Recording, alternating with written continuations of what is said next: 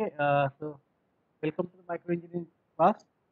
We start here with the measurement of insertion loss and attenuation there. That loss, insertion loss of the device, that is we can obtain in terms of a power. So how much will be the power difference in at the load or at the particular terminal with the device and without device, we can find out the insertion loss. So to calculate that insertion loss, we should know uh, which device we are going to be used and what will be the power for whatever the setup we have. So there are the ways to measure the power. So we need a power meter, or we can use a setup to find out the insertion loss. So there are the various setup for the measurement of the insertion loss. One is about a power ratio method, measurement of the insertion loss and attenuation. Is nothing but a power ratio method.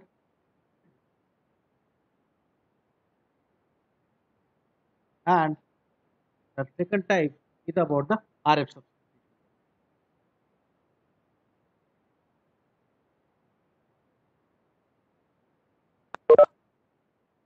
So in both the case, we need to calculate that what will be the power with the device and without a device. So we need a simple frequency, whatever the setup we have, micro range setup. And then we can calculate that how much will be the attenuation or we have to how much will be the insertion loss. So we should know that what mean by insertion loss first. Generally, if we calculate the insertion loss, so because a device is placed in a bench, okay, or it is connected there. So if there is a mismatch, say because of that, there will be a reflection loss, and because device it has okay some signal get attenuated there through that particular device. So that's why we know that how much will be the attenuation. Insertion loss any device okay, to be uh, add in the micro bench okay anywhere or any component if you are adding, so that component provides some reflection and that component provides some attenuation. So we should know that how much is the attenuation. That insertion loss is nothing but what how much is the output power we are getting, and at the same time how much is the input power. So reflection loss, because we have incident power or input power and reflected from that particular terminal with respect to what is the input we have. And if you consider that the attenuation losses is what how much will be the output we are getting the output, but provided that what will be the input at the device. The input at the device is nothing but what will be the incident minus reflection. That signal is propagating through the device. That's why we are saying this Q by Ki minus Ki. And if you take it in terms of a dB value, so we can calculate that 10 log of Q by Pi is equal to we have 10 log of Pi minus Pi divided by Pi, and we can consider that the attenuation loss to here, that is in terms of what 10 log of Q by Pi minus Pi. So now we consider that this one is nothing but what Q by Pi, that is nothing but we can say that insertion loss, and this will use us the what will be the attenuation text. And for the given reflection term, if we calculate, so Pi by Pi cancel, that will be nothing but what PR by Pi, and that PR by Pi is nothing but the reflection coefficient, this particular term. Okay, so we have same term that we consider that Q by Pi minus PR. We can say that the reflection loss, that is in terms of dB, that is nothing but what 10 log of this term is nothing but 1 minus whatever the reflection. Okay, it's about it out. Okay, and we can calculate that the attenuation loss,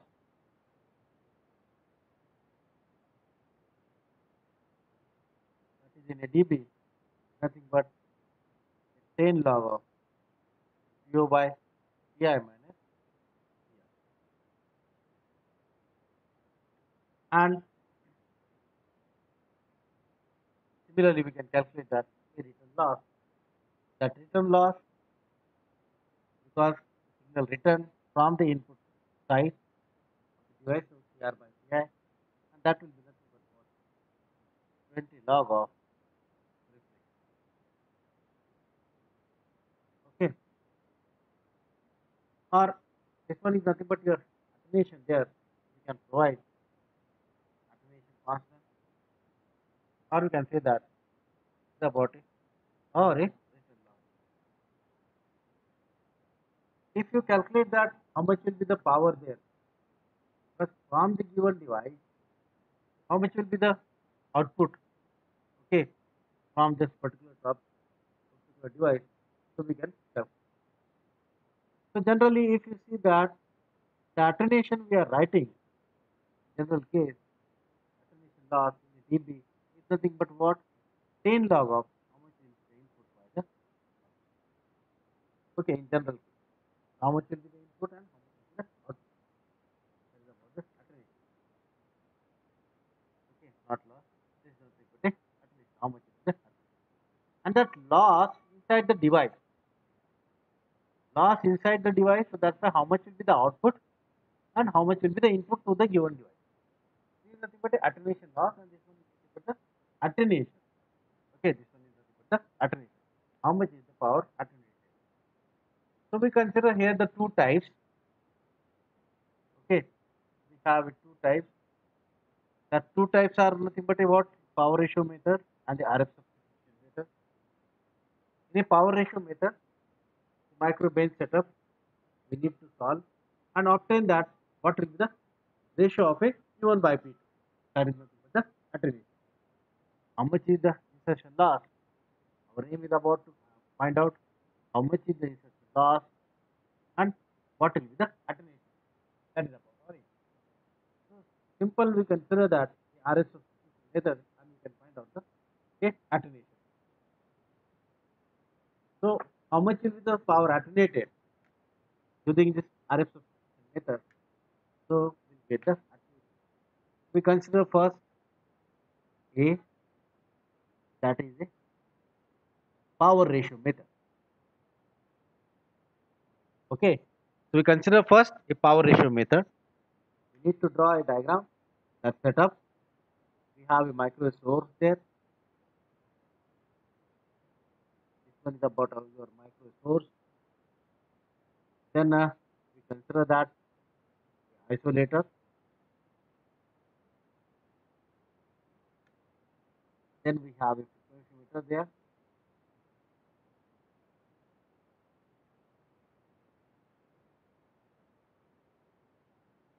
And after that, we use a slotted line or slotted section with a probe carriage there. And then this is nothing but your termination.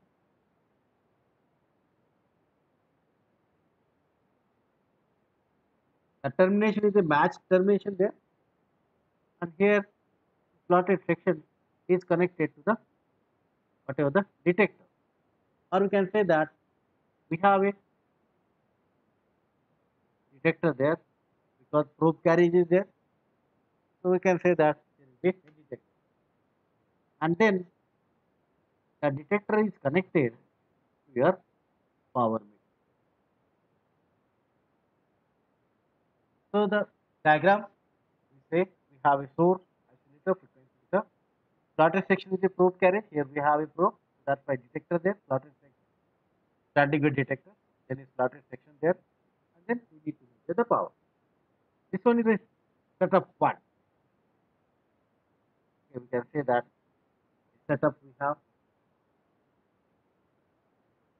Okay, that's about a setup one. We have not inserted any device here, And then another setup, that is about, we need to make a two setup. We have macro source, same isolator, frequency meter.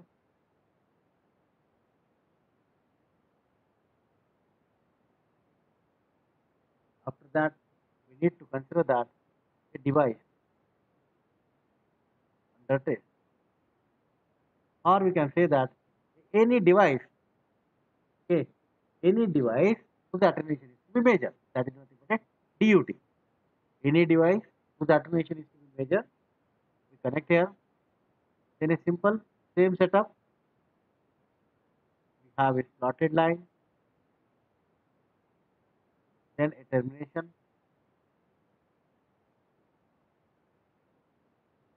That termination is nothing but a matched termination.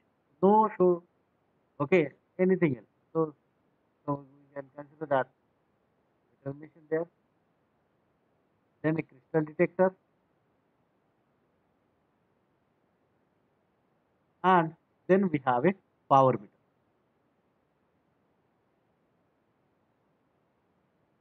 Now the setup we see, if you see that this one is the setup 2.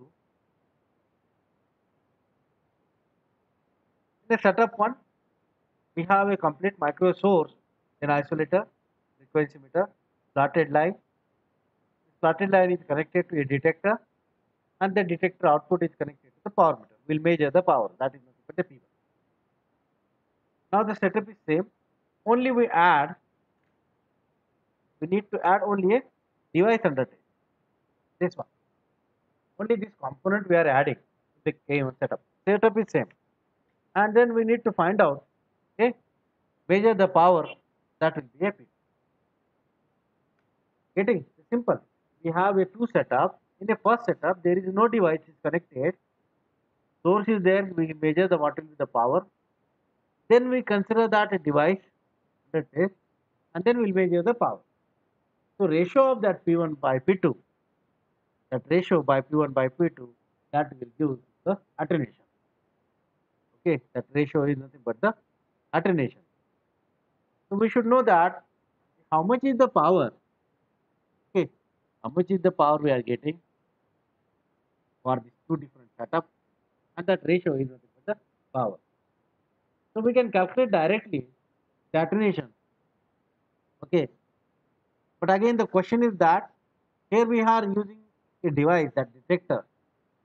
Maybe there may be a small variation in the output because of the detector. Why there is a small variation in the output? Because a that detector is having a crystal law characteristic. That's why accuracy, okay, accuracy may get affected, will not get accurate values of a P1 and P2. But anyhow, we are able to find out how much will be the attenuation using this particular setup. That is nothing but what we can say a power ratio method. Then another method we can consider, that is about a RF substitution.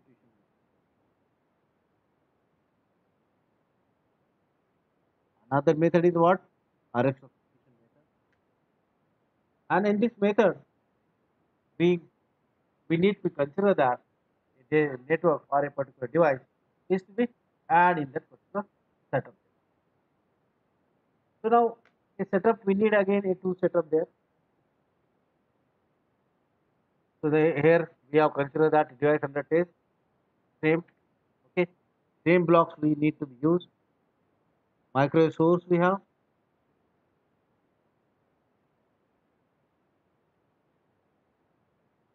then a isolator,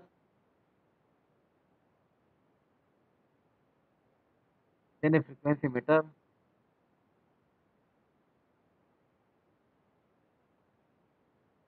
and after that here we need to consider that a device under test, a device whose attenuation is to be measured, that device is to be considered. Then a slotted line,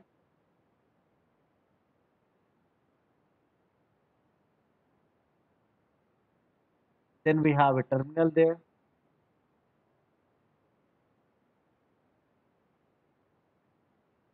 Then we have a detector, and after that we consider that a power meter. Now we need to measure here. Source is connected. We have isolated frequency meter. Then a device under test is connected. This one is about our device under test. It is connected there, and using that we can find out how much is the power we are getting. That is the value of. Then this one is nothing but we can say setup 1, and in a setup 2 we have a micro source, then a isolator, then a frequency meter.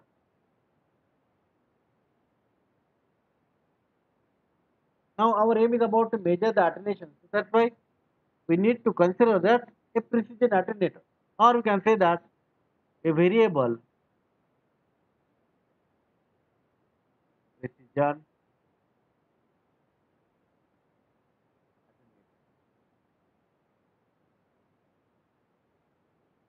variable precision attenuator. Then a setup is same, dotted line. Then we have a termination here.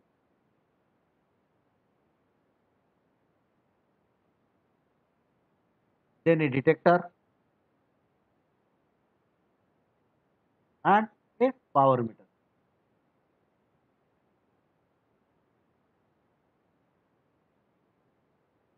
Now if you see that the setup, first setup, this one is called as a setup 2. In a setup 1 micro source, oscillator, frequency meter, device under test is used. And using that device under test, whichever the device, we need to measure the attenuation of that particular device. When we insert the device in the particular setup, how much will be the attenuation takes place because of that insertion of this particular device. That's why a device under test is to be used whose attenuation is to be measured. So this device is connected here. After that, slotted line, termination, slotted section with probe carriage. Probe is here, so we have a detector. Then through that detector, probe carriage is connected to the power meter. We'll get the power, that is about the P. Now that is about a setup 1. Now instead of the device under test, we replace that device under test using the variable precision attenuator. Now what happened here? In this case, source is fixed. Value of the source is fixed. The setup is same. We'll get the power. Everything is same. Only instead of device under test, we replace the device under test using the variable precision attenuator. Now connect a variable precision attenuator here. Okay, we replace that device under test and connect a variable precision attenuator, and then we connect a slotted line. Everything is same, only replacing the device under test with a precision attenuator. Everything is same, and measure the how much is the power. Now now here due to the device under test, we'll get some value of a power here. Okay, some value of a power. Then when we connect a alternator, power value will be different. Now we need to adjust the power value by varying the attenuation, so that we'll get the same P value here. Okay, so we need to adjust that the P value, we are getting power value here, power meter value is P, same power meter value will be here while by adjusting this attenuator. So we get directly the attenuation. Stop measuring the ratio here. Okay, in the power ratio method, it's about a power ratio method. We have a plotted section line, everything is there, but device under test is connected, and we'll get that two different power. So ratio is nothing but the attenuation. P1 by P2 is nothing but the attenuation. So now in the second setup, that is about the RF substitution method. In the RF substitution method, what? The setup is same, only instead of device under test, we replace the precision attenuator. Using the device attenuator, we will get the value power P. By replacing that device under test, we consider the attenuator and adjust the variable attenuator such that we will get the same power P here. Okay, we get the same value of a power P here, and then directly we will get that attenuation using this attenuator. So this is nothing but the method of a RF substitution, we'll get a direct value of a power measurement. So that is about, we can consider that a RF power, that's we can say that a RF substitution method or measurement of a attenuation. Next, we consider that a measurement of a phase shift. Another is what about this one? We have a measurement of a phase. Now, in the case of a measurement of a phase shift, so which device we consider, or we have a any component or a network for phase shift to be measured is to be used, and we need a calibrated precision phase shift. Here we have used a calibrated, or you can say that variable precision attenuator for measurement of attenuation. And in this case, for the measurement of a phase shift, we use a calibrated precision phase shift. Okay. So now the setup, if you consider that, a setup is simple. So we consider the device under test, as well as the we have consider that whatever the calibrated precision phase shift. Now we consider that a source here. This one is about your micro source, and that output of a micro source is connected to the S20.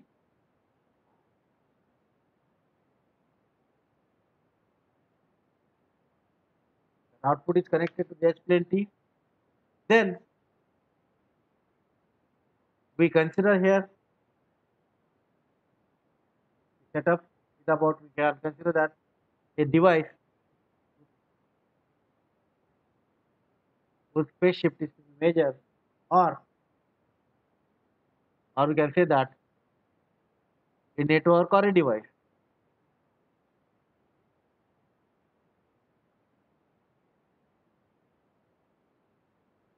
whose phase shift is to be measured.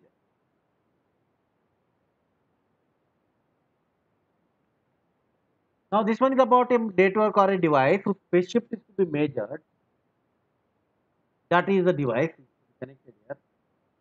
And then we consider again explain T,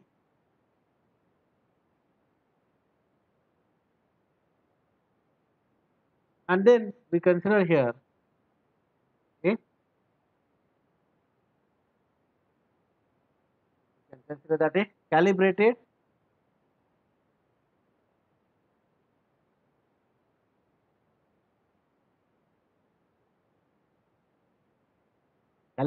precision phase shift. Okay, calibrated precision shape phase shift.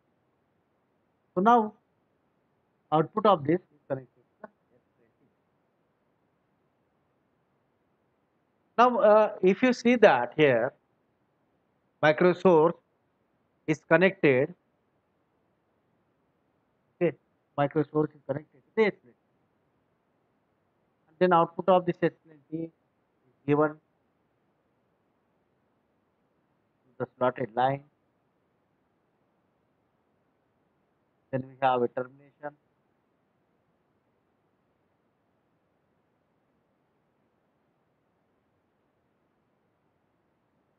Then we have a crystal detector.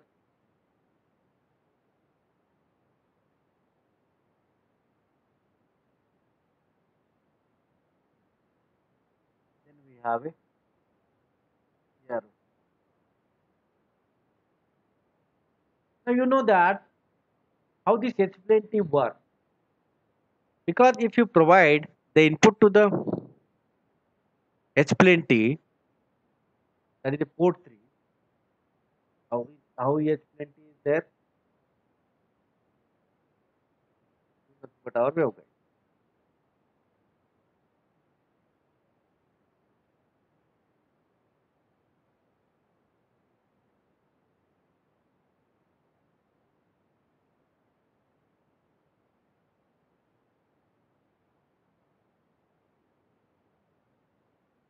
Okay, so these are the but our H-plenty. You can say that port 1, port 2.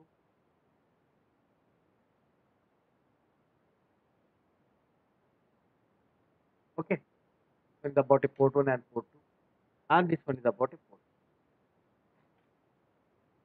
Now, how this SPLT works? If we provide the input to the port 3, if you provide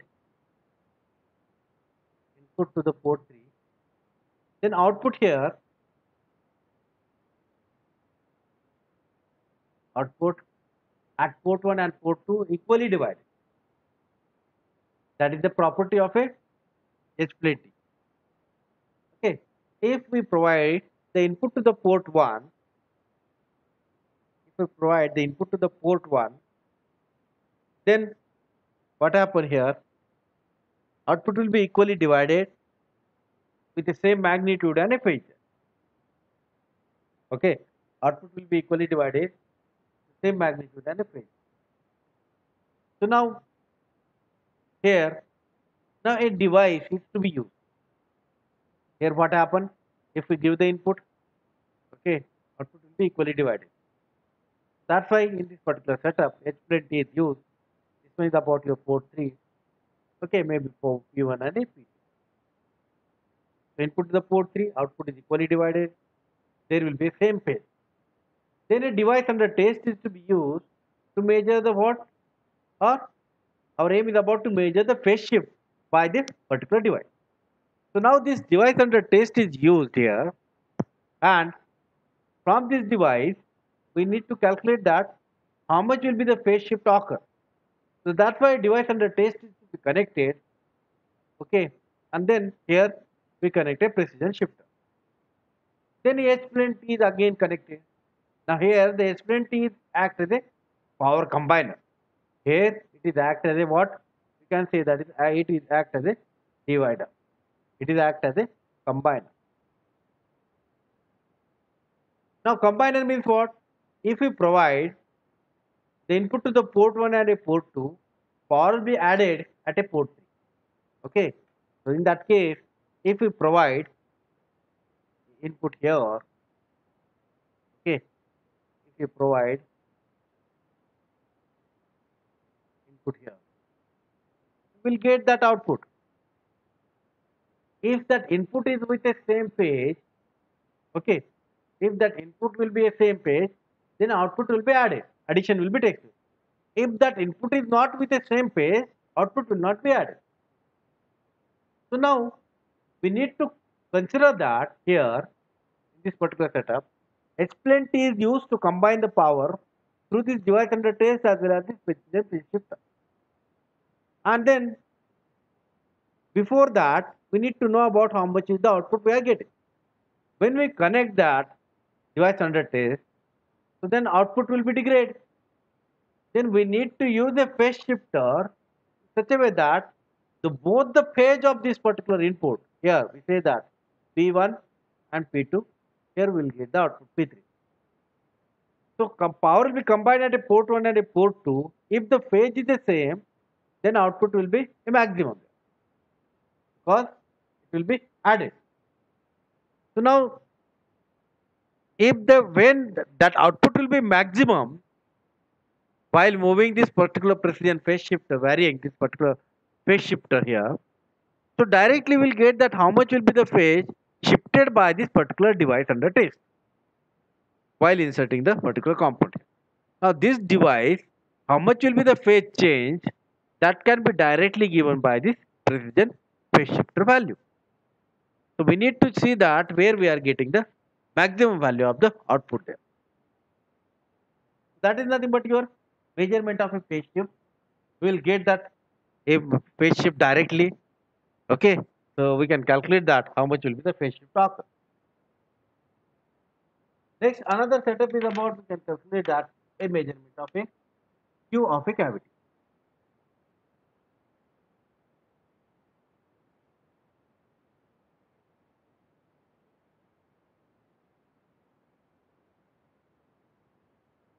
One is about a measurement of a Q of a cavity.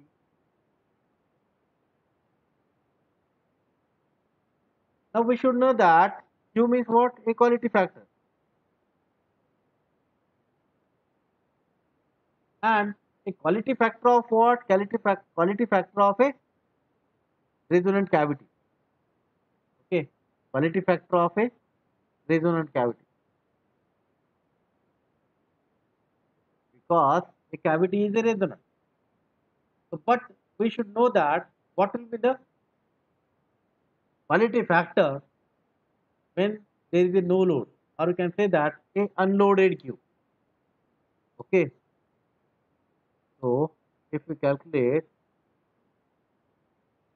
unloaded Q0, that is nothing but a twice pi divided by energy stored in the cavity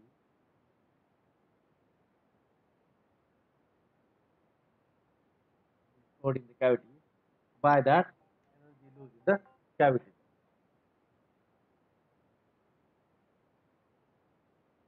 Okay, energy stored in the cavity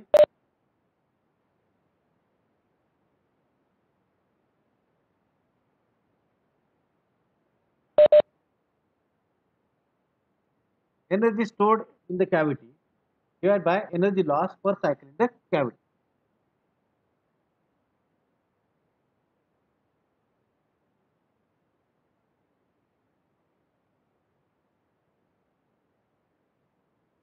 Okay, that is nothing but what we can say that's about a Q. That is about a Q, or you can say that a unloaded Q. And that Q will define this unloaded Q will define the selectivity of a cavity there. So now we can calculate that the cavity, if it is a loaded one, okay, so we can calculate that a loaded quality factor. We can consider that QL is the loaded quality factor. So in that case, QL will be a twice pi,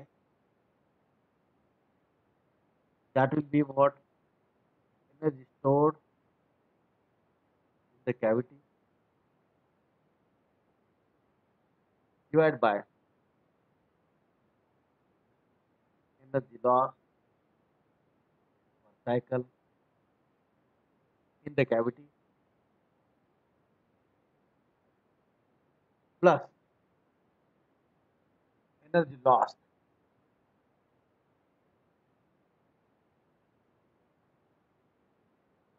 per cycle in the external.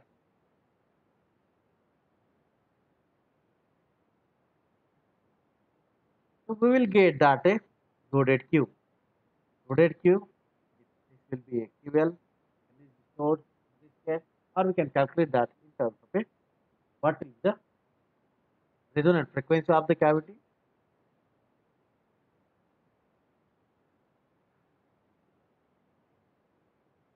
or what will be the CDV bandwidth.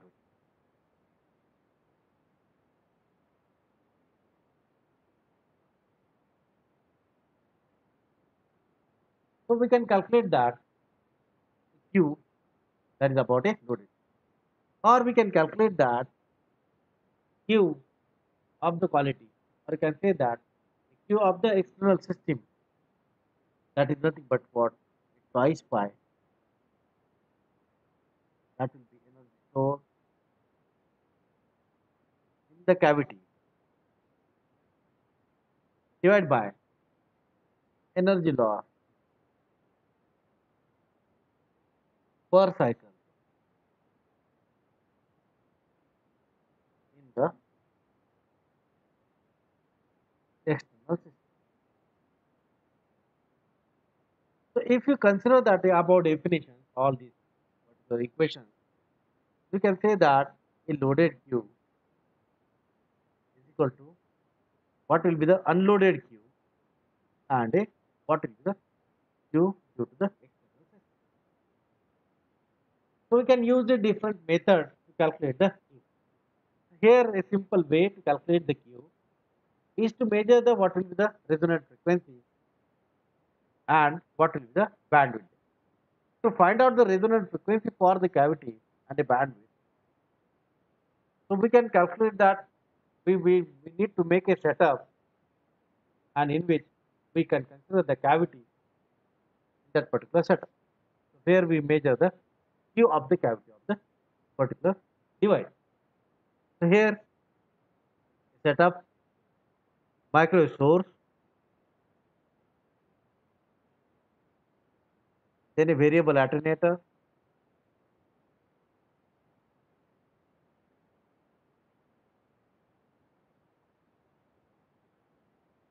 then a cavity resonator,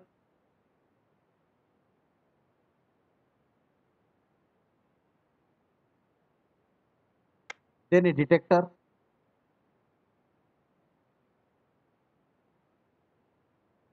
and this detector is connected to the power meter. Okay, output of this particular detector, the power meter. So this one is about a setup for the measurement of a Q of a cavity. Now this one is about a cavity. This one you can say that a cavity resonator, and that is used as a transmission device. Okay, this our signal is propagating through this particular cavity, and then out will get the output across this particular cavity. You can say that so output is measured across this particular cavity. So after that particular cavity, that is nothing but a device. So we can calculate that output power. We measure the output power. By how to measure the output power? We need to know about that. What will be the frequency? Okay, what will be the so here the curve is about your frequency, and this one is nothing but a what will be the power there. So that power, output power, or you can say that output power in terms of it. And then we vary the frequency of the whatever the source we have. This one is about your micro source. We vary the frequency of micro source while moving the varying this particular source frequency. We need to keep the level of this particular signal a constant. Okay, signal level propagating through it, it will be a constant. But we just vary the what will be the frequency. When we vary the frequency of the particular source while keeping the signal level constant, we'll get that output power. So we'll get the graph that will be of inverted U shape. Okay, this is the graph we are getting. That is nothing but the inverted U shape graph we are getting. And here we are getting the maximum peak, and we are getting this is about a maximum peak. Or you can say that you consider this will be a 0 and this will be a -3. So point where we are getting that -3 dB point, and that is nothing but the frequency deviation. Or you can say that this is nothing but your bandwidth. Okay, we'll get that from the given particular curve. Directly we'll get that okay, what will be the okay that's better than so we'll get the Q of a loaded cavity directly, or you can say that Q will be a loaded value, or you can say that QL will be 1 by size of del F. That is nothing but the Q of the particular cavity. Or simply we say that it is nothing but what we can say that that is about the ratio is calculation not LF. Okay, you can see the division, the difference in this particular frequency. We will get that in terms of a resonating frequency also. We can write in terms of a resonating. Nothing, no need. That is about we'll get the value of a Q. Now directly if we say that QL, we can calculate that QL is equal to Q0. That is about we can say that a unloaded Q. Okay, that's about, you can say that the unloaded queue. So when we'll get that unloaded queue, if we neglect the value of that particular detector, okay, while considering that whatever the source we are having, and according to that, we'll get that unloaded. Or you can say that generally the method directly, you can say that that will just difference we have. Okay, direct. Right, just difference for the particular.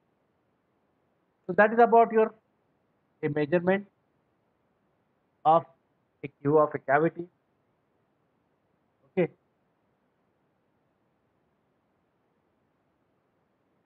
so we have seen today that is a measurement of insertion loss, measurement of insertion loss attenuation, measurement of a phase shift, and a measurement of a queue.